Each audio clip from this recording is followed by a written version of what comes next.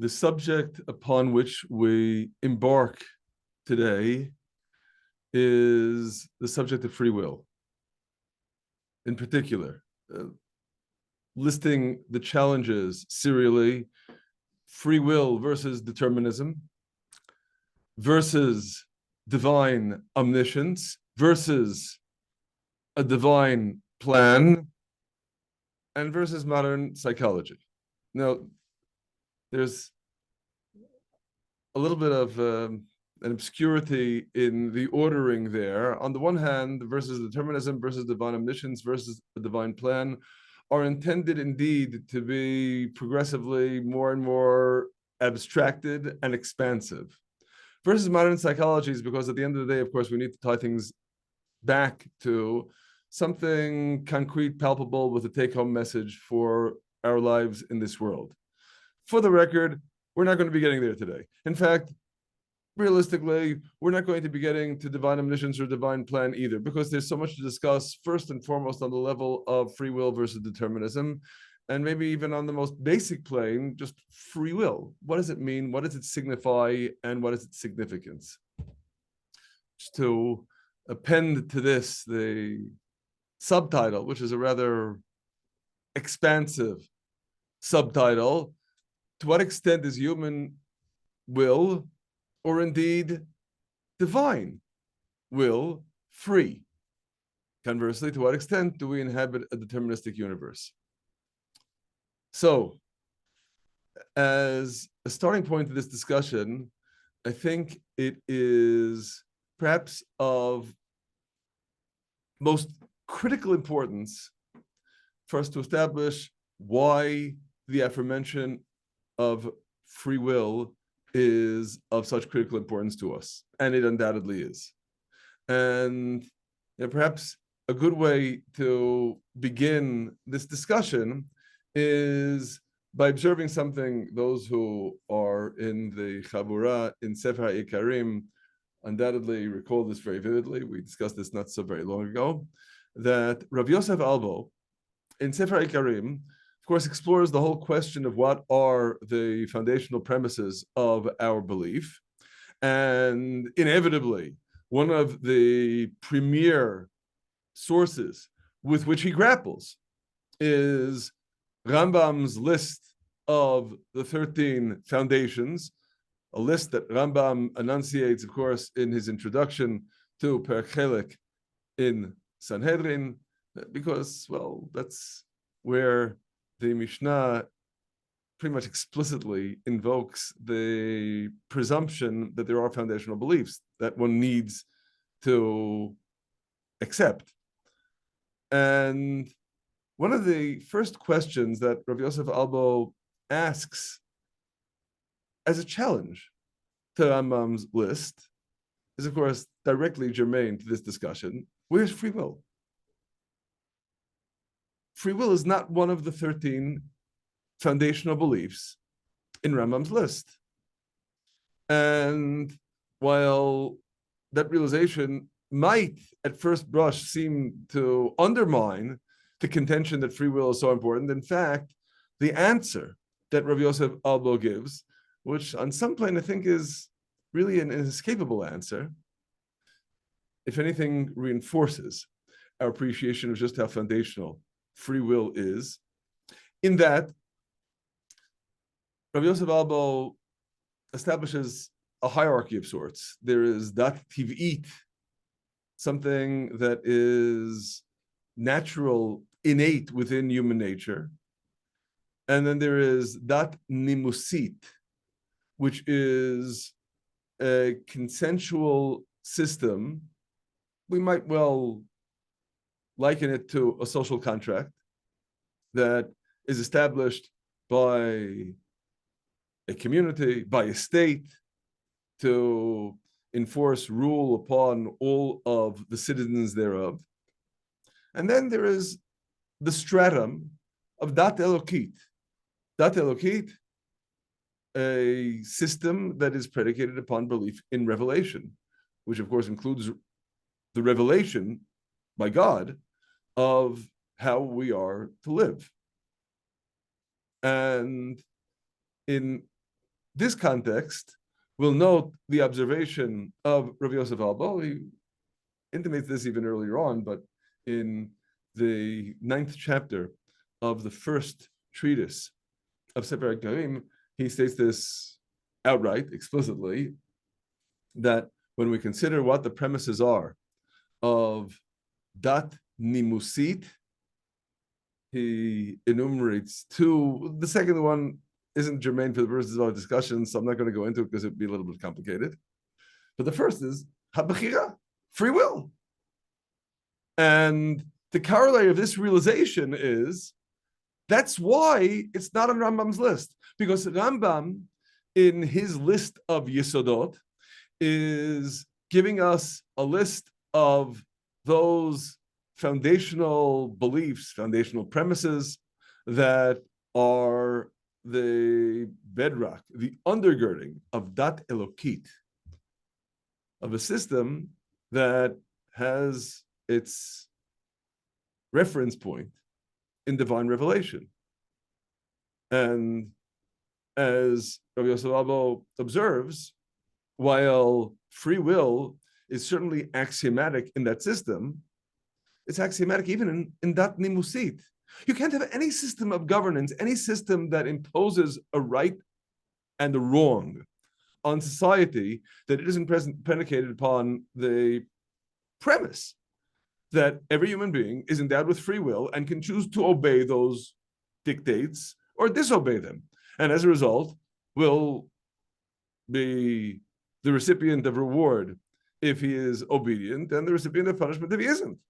And parenthetically, recipient of reward and punishment that really pertains to the second premise that pertains again to Dat Nimusit, not just to Dat Elokit, to any consensual system that is employed for governance of society, a community, a state, whatever. You don't even need to presume revelation for that.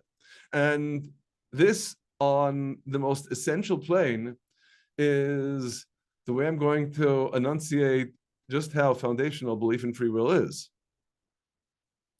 You can't speak altogether of human society if it isn't predicated on the assumption that human beings can choose.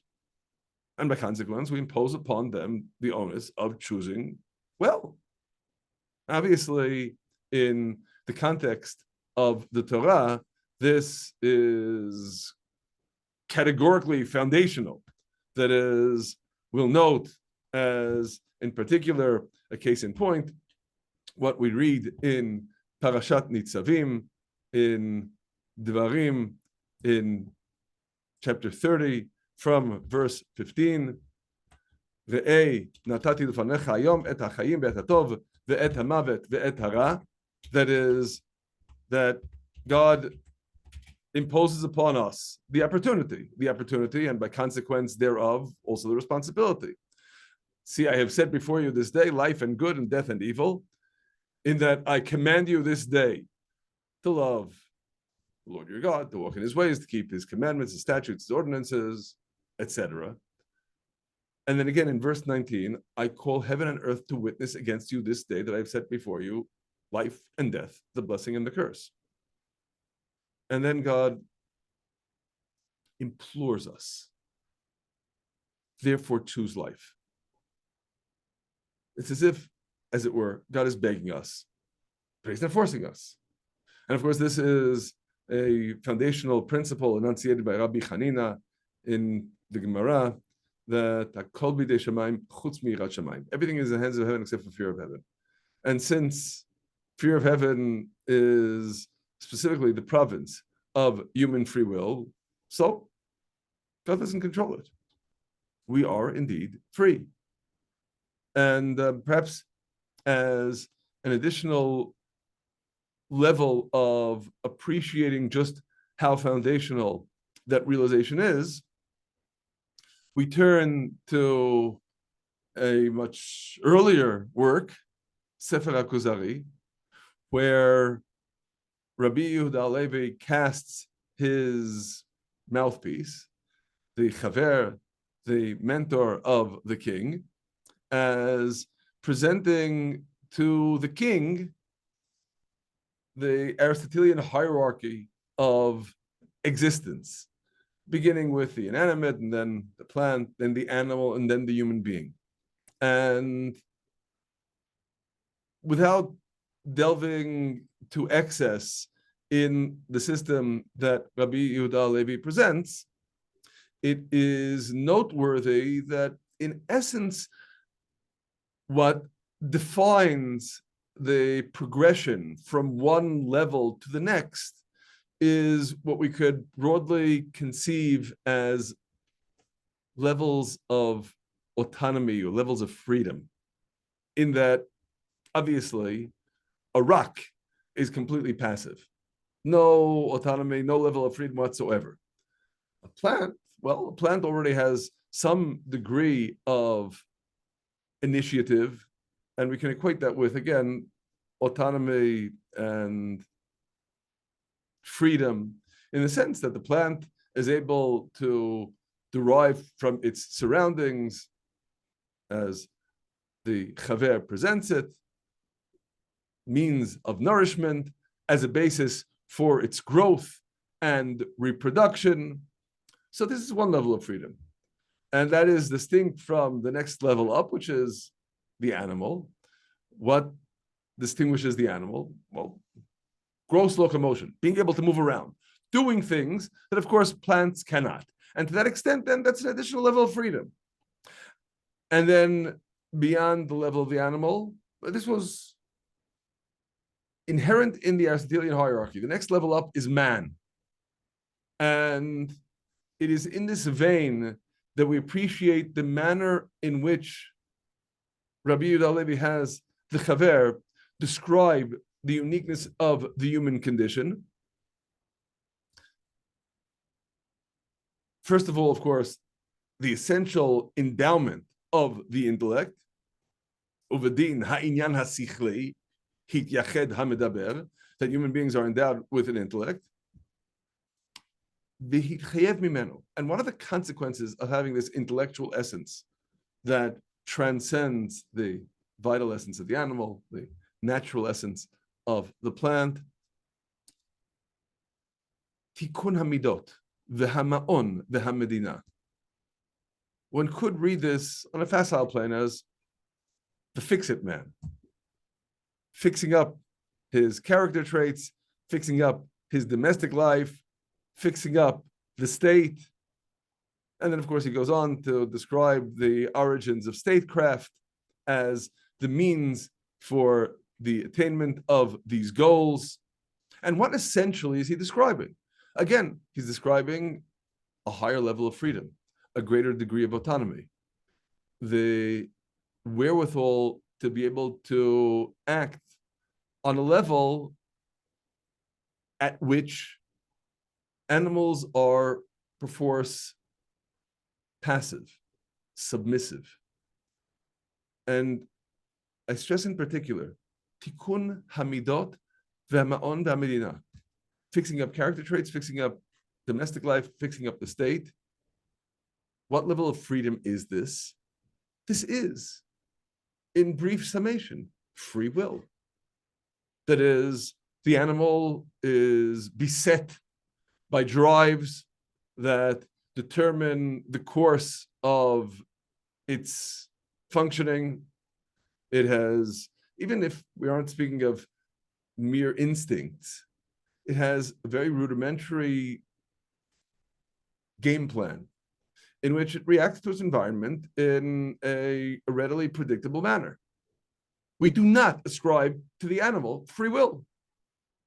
And not at all incidentally, if I may throw into this brew a term to which we will inevitably need to return, the Baraita in Avot de Rabbi Natan, chapter 16, explicitly tells us that there is no Yetzer Hara in a beast.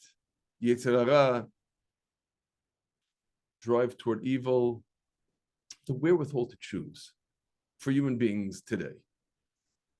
And animals don't have it, because animals, again, are creatures of their nature. And human beings have the wherewithal to be able to transform that nature. And that wherewithal is precisely the consequence of being endowed with free will. So that free will is so foundational, is fairly axiomatic. And inevitably, it's in this vein that we need to consider how free will operates and how we end up the way we are today. What I mean by that is, on some plane, inevitably, we're going to have to return to that expression that I just invoked, the Yetzer Hara. Now, if we ask ourselves, what is the point of origin of the Yetzer Hara? Well, we are undoubtedly acquainted with the formulation that Rashi gives us. Rashi, on the last verse of chapter 2 of Bereshit, where we read that the man and his wife were naked and unashamed. And the manner in which Rashi explains that lack of shame is they didn't know the way of modesty to distinguish between good and bad. That's not because they were lacking in intellect. After all, they had enough of an intellect that Adam was able to name the animals. Still in all, stresses Rashi, lo nitan bo yetzer hara ad ochlo min ha'etz. The yetzer hara was not given into him until he ate of the tree. V'nichnas bo yetzer hara v'yada ma ben tov lara. And the yetzer hara entered him, and he knew what distinguished good from bad. One might say good from evil. Ra, of course, is the Hebrew word that has both of those connotations. Now, when we consider what that means, of course, at first brush, we face a major conundrum. So, in our world, what mediates our free will is the very fact that we have these divergent drives. And broadly speaking, we can describe the Yetzer Hara as that which enables us to choose to follow passions, as opposed to the Yetzer Tov, which serves as a drive toward perfection. We'll note the definitions that are implicit in Rambam, in Guide to the Perplexed, in Rambam's commentary on the book of Job. The commentary occupies Unit 3 of the guide, chapters 22 and 23. And Rambam there intimates that the Yetzer Tov is the intellect. The Yetzer Ra is one's passions. Intimated in Rambam, explicit in Rambam's son. That is, Rabbeinu Avraham ben Rambam, in his treatise on the subject of the drashot, the expositions of the sages, indeed states that explicitly. But now, inevitably, the question that we need to ask ourselves is, so what happened in that anti-tree realm in which Adam and Chava did not have an internalized Yetzer Hara, and manifestly they were successful in sinning? What's the nature of that choosing, that free will, that antedates having the Yetzer Hara? And this is critical, not merely for our historical edification, because on some plane, it's critical for us to appreciate that the endowment that man had prior to eating of the tree of knowing good and evil is one that is still with us. Certainly from Rambam's perspective, that undoubtedly remains the case, even as we appreciate that, for the most part, the level at which we choose nowadays is indeed a very different level. To be able to explore this question further, we need indeed to turn to Rambam's guide, the realization that this very subject is one that Rambam addresses frontally, not by any means in some obscure real estate in the guide, but rather in the second chapter. Now, my apologies to those who have been studying Moreh Nevuchim with me for quite some time now, because we're going to have to do at least some brief review of chapter 2. Chapter 2 in particular in its relation to chapter 1. That is, chapter 1, unit 1, chapter 1, prime real estate, is where Rambam, in the context of the glossary mode, which is the majority of the first unit of the guide, where Rambam defines for us two critically important terms, tselem and demut. Tselem and demut, of course, both terms that are invoked in the Torah in describing the manner in which God creates man, endowing man with, as it were, the tselem and demut of God. And what do these words mean? Rambam tells us they pertain to the essence. That is certainly not any kind of physical likeness, but that's fairly self-evident. It's important for us to appreciate what Rambam tells us with respect to what the essential endowment of man is. That Tselem is the essence. And from our perspective, the essence of God is intellect, sechel, and the essence of man is sechel. Now, this, of course, is not in order to establish any kind of parity between what sechel means in the realm of the divine and what sechel means in the realm of man, which is something we're going to have to return to, Bezrat Hashem, in our next meetings. But what it does emphasize is that man is endowed with an intellect, and it is by dint of having this endowment of the intellect that man is capable of establishing a bond between himself and God. That's the meaning of tselem. And the truth is, it's also the meaning of demut, because demut means likeness, but Rambam emphasizes it means likeness to the essence. And it's essential likeness rather than mere superficial or physical likeness. So this is the endowment of the intellect. And I think it behooves me to stress in this regard what Rambam will hammer home in the third from last chapter of the guide, in Unit 3, Chapter 52, where Rambam gives us a rather poetic metaphor, a mashal, parable, if you will, noting that the way a person conducts himself, his actions, his affairs, when he is alone at home, is very different from the manner in which he conducts himself when he is in the presence of a great king.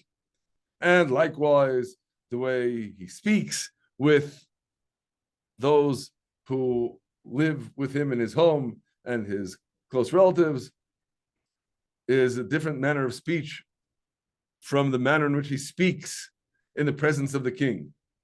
And therefore, stresses Rambam, anyone who chooses to seek out human completeness should be constantly cognizant of his being in the presence of the king, that king that is greater than any flesh and blood king, and that king that is constantly with him is the intellect. You may have expected a different answer to the nimshal, the parable, than what Rambam actually tells us. And we should note that when Rav Moshe Isserlish, the Ramah, in the opening of the Mapa, his glosses on the Shulchan Aruch, quotes this mashal from the third from last chapter of the guide, Unit 3, Chapter 52. He explicitly tells us that the king is God. That's not what Rambam says. Now, it's not because the Ramah failed to understand what Rambam was saying. The Ramah understood the guide intimately on a level that I cannot even realistically aspire to approximate. And we see this on manifold planes. They didn't consider the Ramah to be the Rambam of Poland for nothing, not just in halacha, but also in philosophy. But simultaneously, the Ramah recognized that he had a different audience than Rambam did in the guide.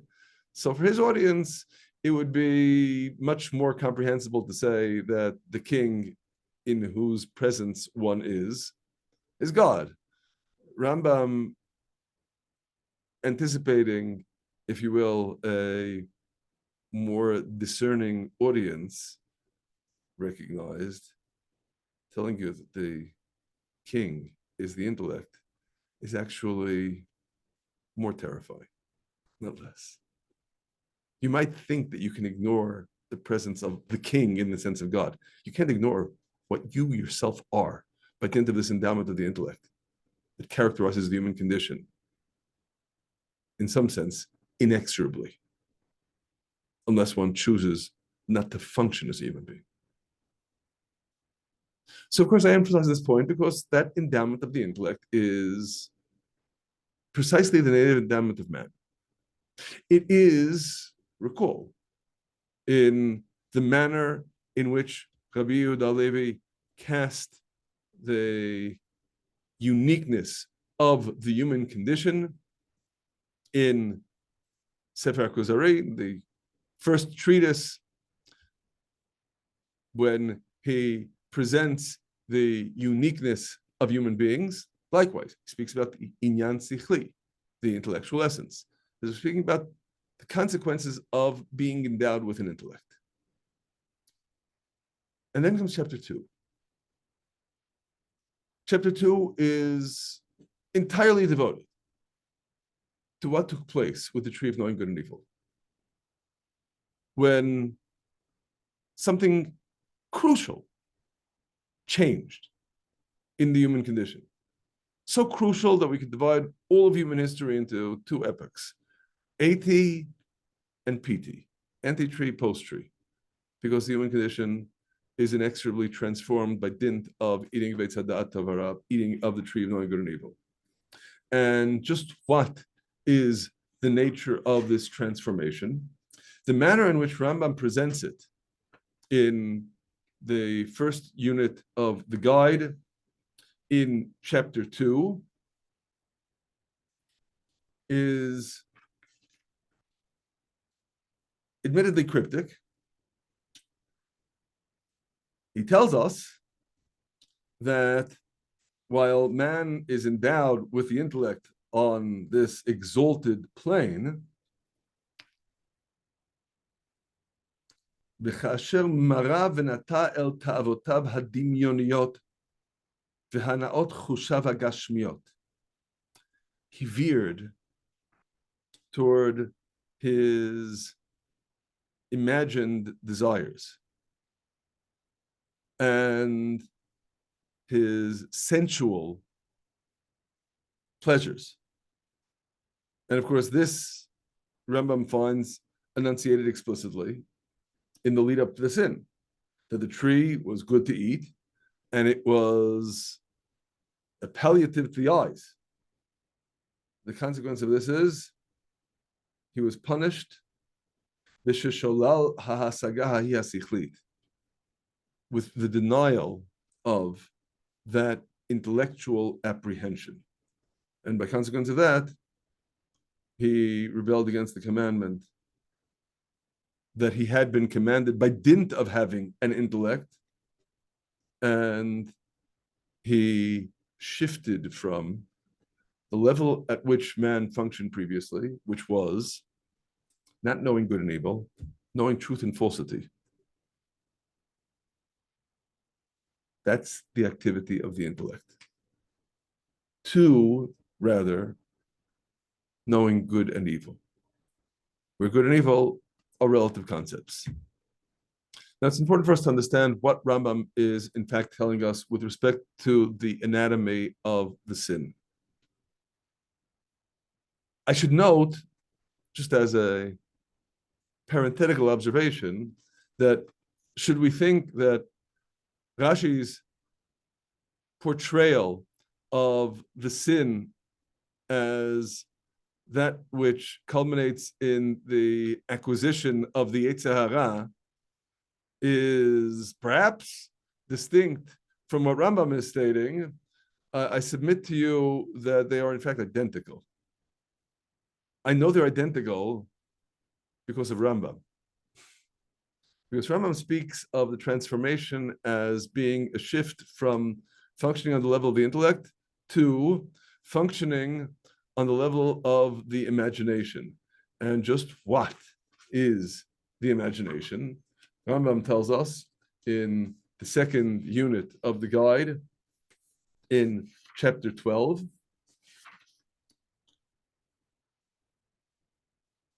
he speaks of the tendency toward corporealization of transcendent divine attributes.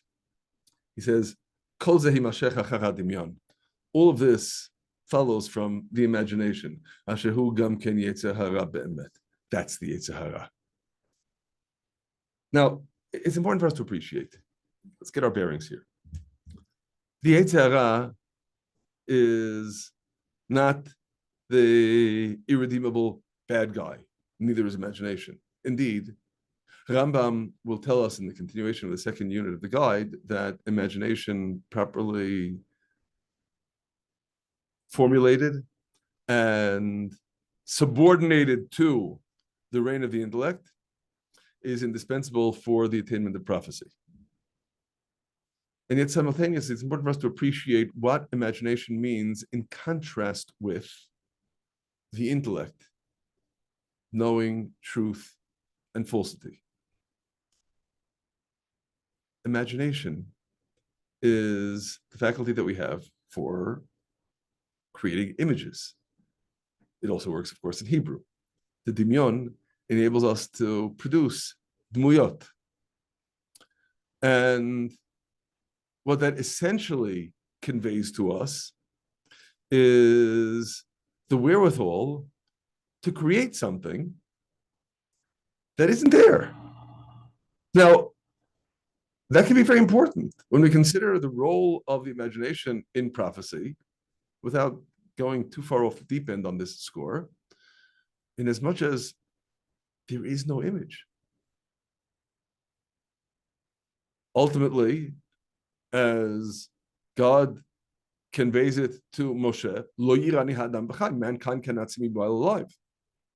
To be able to glean a message, at least for all prophets other than on the level of Moshe, requires being able to produce an image, because there is no image.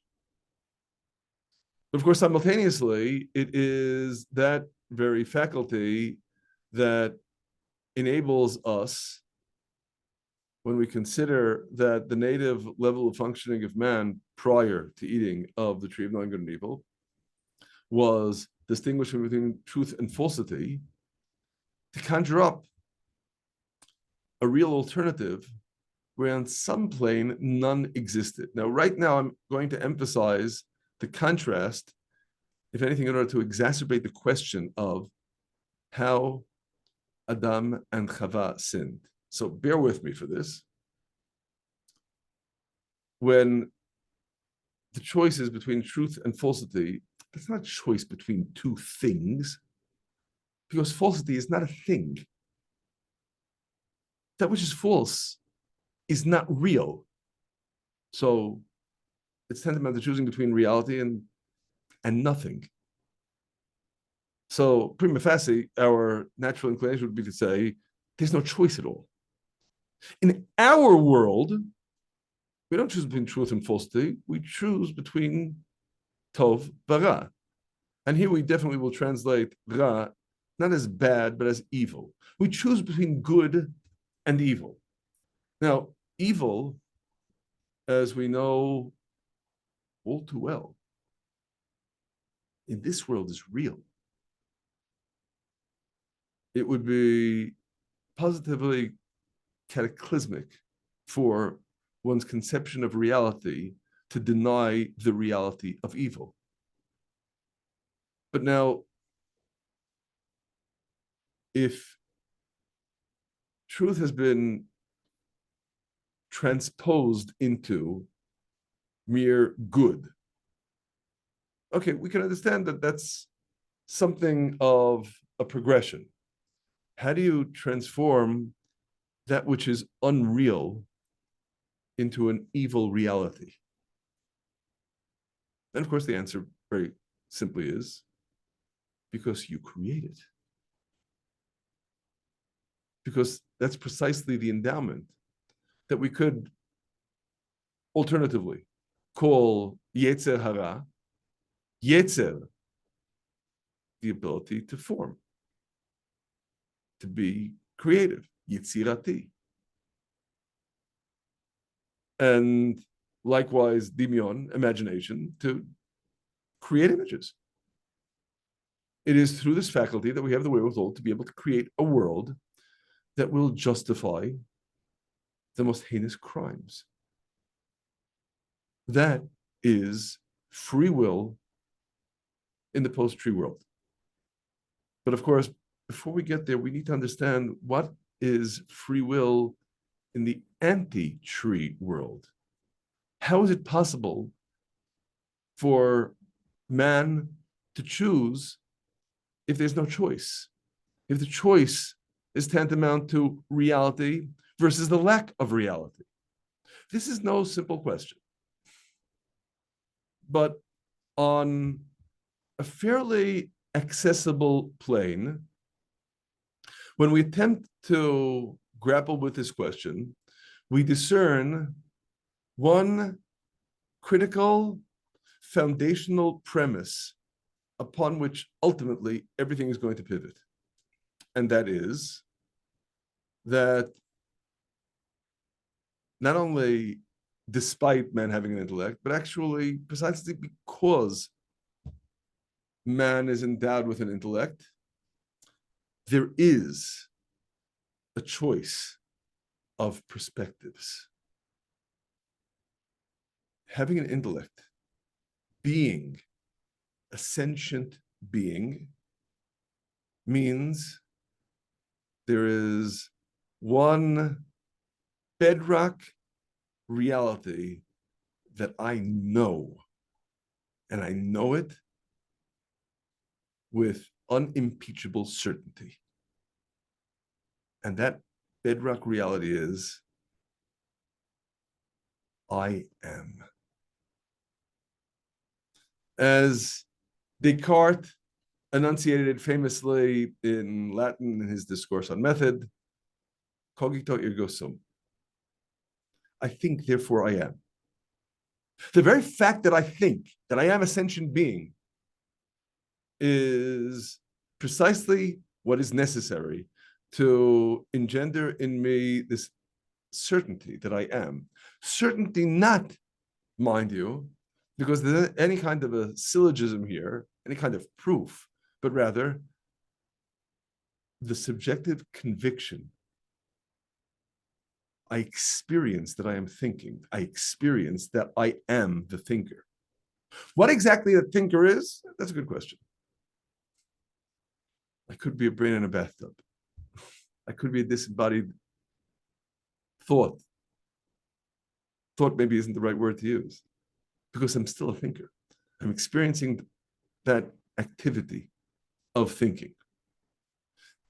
What's critical for our purposes is the realization that that becomes not only an alternative way of looking at the world, that is on some essential native plane the way I look at the world. I look at the world in terms of myself. And mind you, of course, in that vein, when we consider the implications of the divine quotation we noted just a few minutes ago, Lo yir'ani ha'adam b'chai, mankind cannot see me while alive, we appreciate that that's really a corollary of what we just said. That is, we have a deeply rooted conviction enunciated by the prophet Yirmiyahu, Jeremiah chapter 10, verse 10, Hashem Elokim Emet.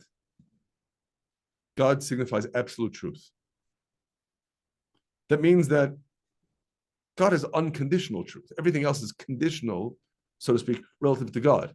Yeah, well, that may be a principle that we articulate as one to which we subscribe.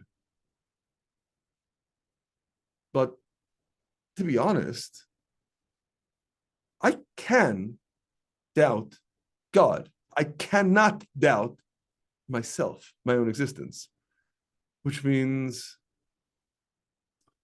it's a reversal of what, as a statement of faith, we've enunciated as what we believe reality truly is.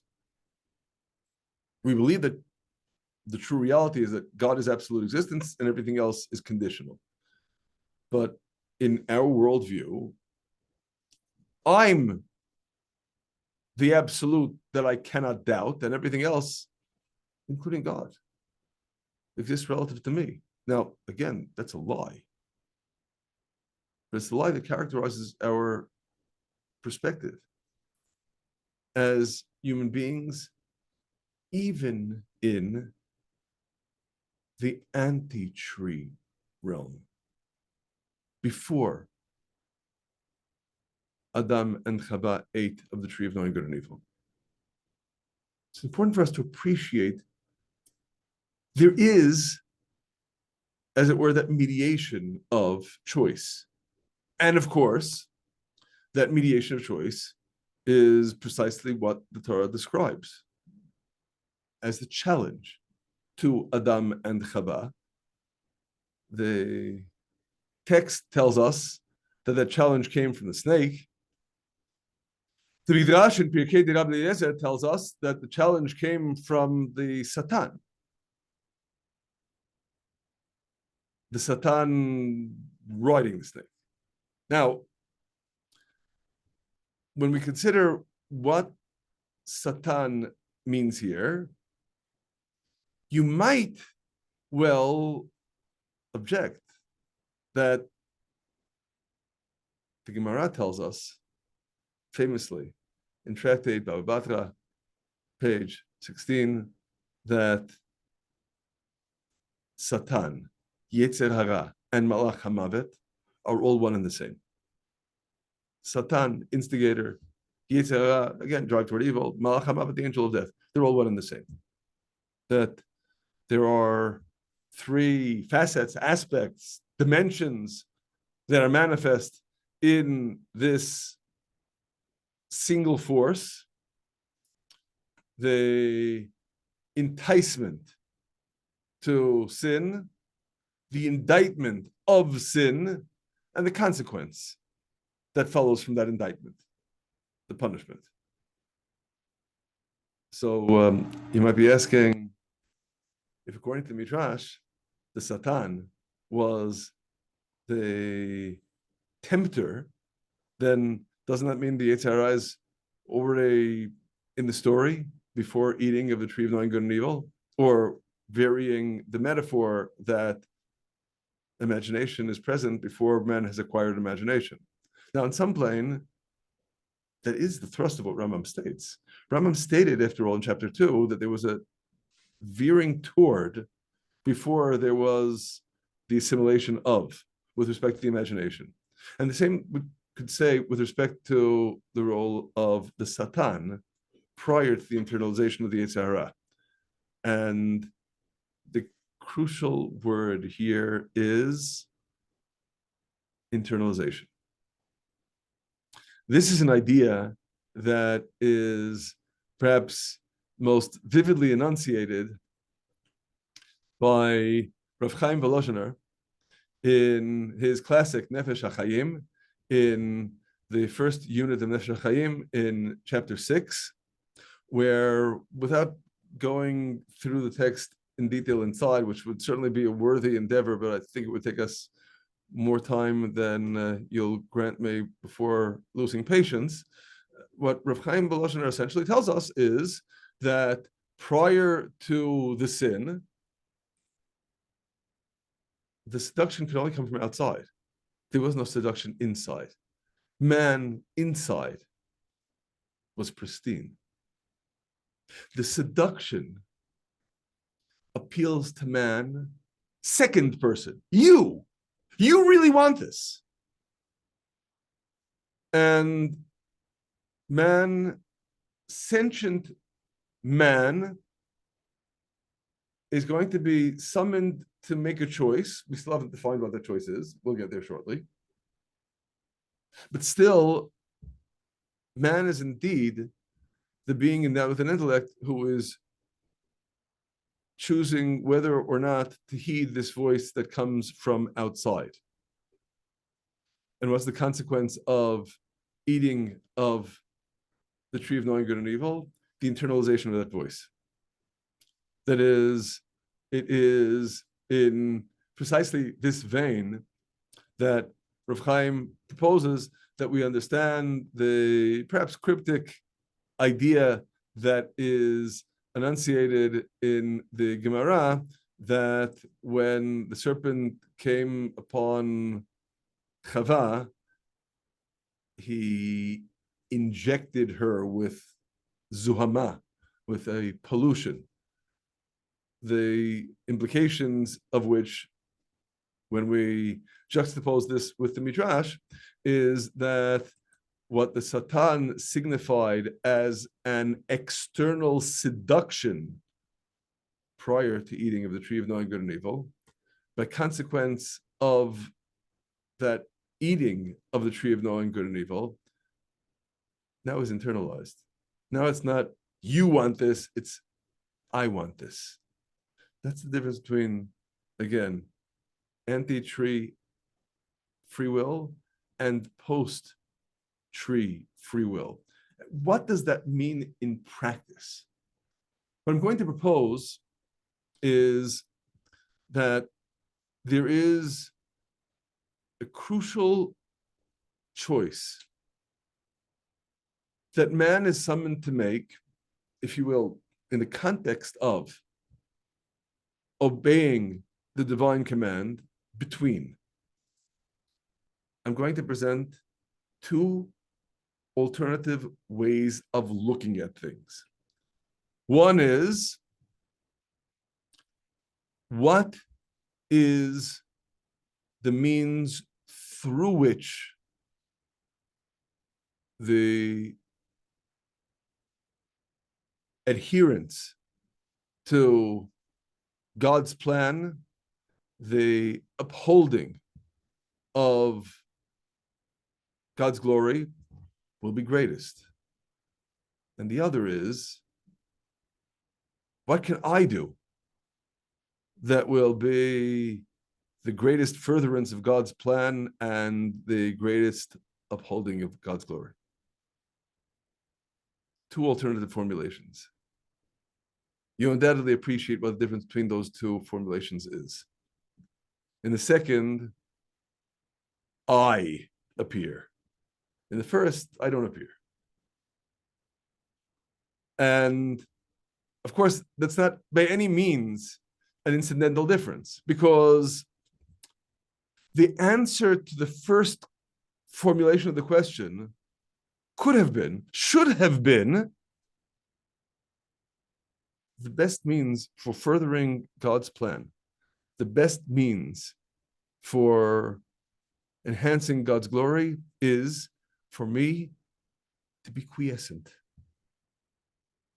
Because indeed the summons of man in Gan Eden is essentially to be a perceptive rather than a creative being. But in the second formulation, that already presumes I'm going to act.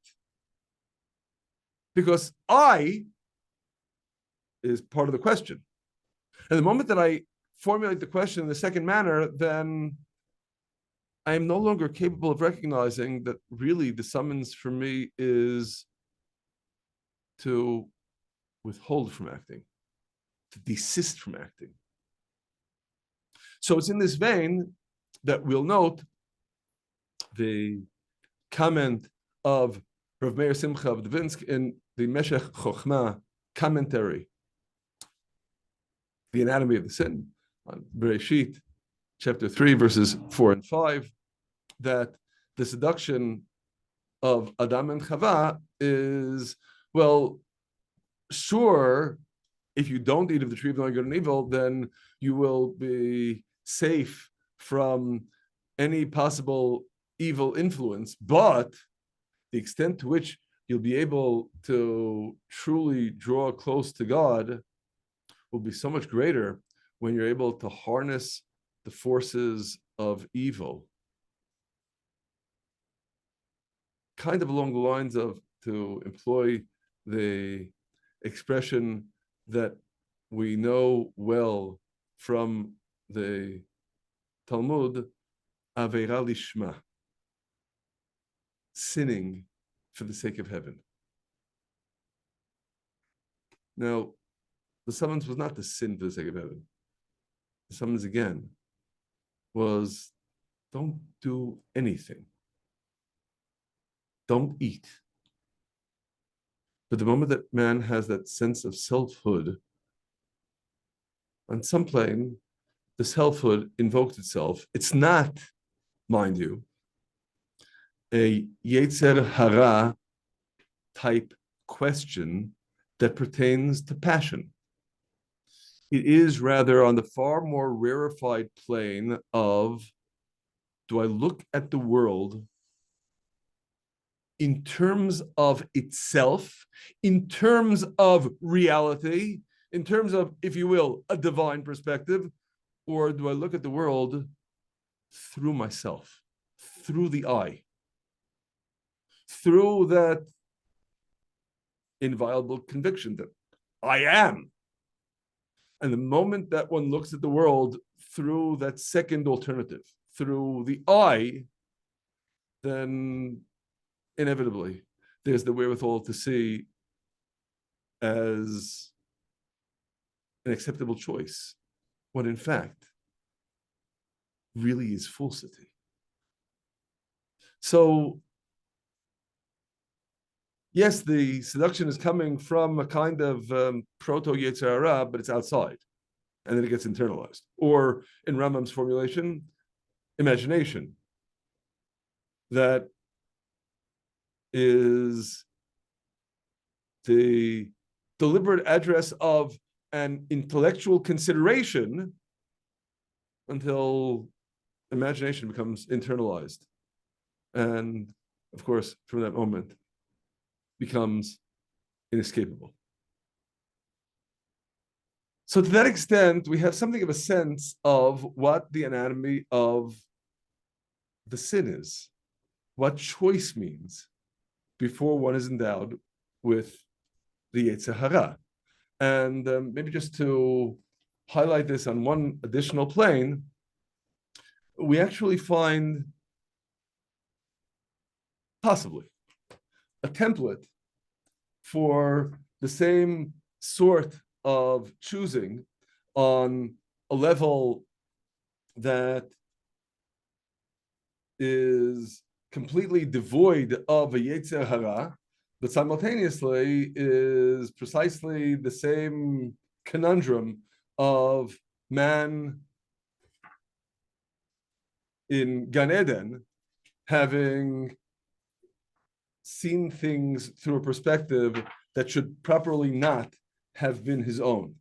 So where do we see a template for a similar kind of choosing? Of course, not by man, but nonetheless illustrating the same idea. The template that I'd like to propose is one that we find explicitly enunciated by Rashi. Rashi in Parashat Vayera tells us about a sin committed by angels. Rashi makes this observation